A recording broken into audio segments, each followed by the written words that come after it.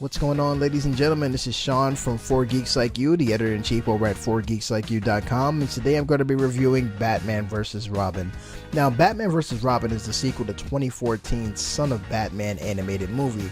We have Jason O'Mara back as Batman, Stuart Allan is here as Damian Wayne, aka Robin, David McCallum is back as Alfred Pennyworth, and Maher is back as Dick Grayson, aka Nightwing. Now, what is Batman vs. Robin? Well, it's loosely based on Scott Snyder's story, Batman, the Court of Owls. It's dark. It basically has Damian walking a thin line of conflict. It's a lot of conflict, actually, because Damian is trying to figure out who he really is. You know, he's been with Batman, who's telling him, hey, you know, we fight for justice, we don't kill. But he was also raised by Roz, who was like, we have to kill, we are assassins. And this conflict bursts when he comes face to face with Talon, who is the enforcer for this secret society in Gotham called the Court of Owls, and Talon is voiced by Sisto. So when Talon is basically telling Damian, listen man, you have the skills to kill, you need to kill, stop hesitating. And Damian again is going back and forth in his head with, should I please my father or should I just please the stranger who's badass and who's like me? You know, what should I do? At the end of the day, we see a lot of this conflict stemming from his relationship with Bruce, because Bruce still hasn't fully accepted Robin as his son, let's say. You know, the world doesn't know that Damian Wayne exists. They know that Robin exists, but they don't know about Damian Wayne. And Damian feels that the fact that the people in the business world, you know, in Gotham don't know that he is here, that Bruce hasn't fully accepted him, so that pushes him away, and we see a lot of that going on.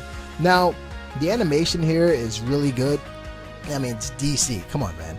It's really, really good, and the action here is spot on, man. There's some amazing fights that are happening. We have one fight, of course, the Batman versus Robin fight. You know, that was cool. But there's a fight that goes on at the end of the film that deals with Batman, Nightwing, and the Court of Owls. And they're just like hammering at Nightwing and Bruce, and it's crazy. I mean, Alfred comes out with a shotgun. Come on, man. Alfred with a shotgun just sounds awesome. We also have Sisto. Like I said, he's voicing Talon, and the dude is intimidating, even without seeing him on screen. Just hearing him talk is you feel that intense anger that's inside of this character, and I like the way he delivered his lines as Talon, man. You believed him as a villain. He didn't seem soft. He seemed like he was the real deal, and he is the real deal, as you'll see in this film. Stuart Allan, he's definitely better than he was in Son of Batman. I know that was like something new for a lot of us. We're like, oh, how's Damian gonna sound? And when we heard him, we had to like get used to him. But here, he feels like he is Damian Wayne. Like it's not forced, or it's not like I don't know about this kid. He belongs here. He delivered his lines well, and Jason O'Mara as Bruce Wayne is spot on. I mean, I definitely enjoyed him since Justice League War. We also had Kevin Conroy return as Thomas Wayne. So I mean, Kevin Conroy's here. You know this movie is awesome. J. Olivia directed this film, and the screenplay was written by J.M. DeMatteis. So I enjoyed it, man. I mean, like I said, the fighting is great. What am I gonna give it? I'm gonna give it an A+. Surprisingly, right? I mean, this is a great standalone Batman film. I really, really enjoyed it, especially for the new 52 take. I mean, we've seen Justice League War, we've seen Justice League Dawn of Atlantis, that wasn't that good. But as for a standalone Batman film, I really enjoyed this. It's way better than Son of Batman.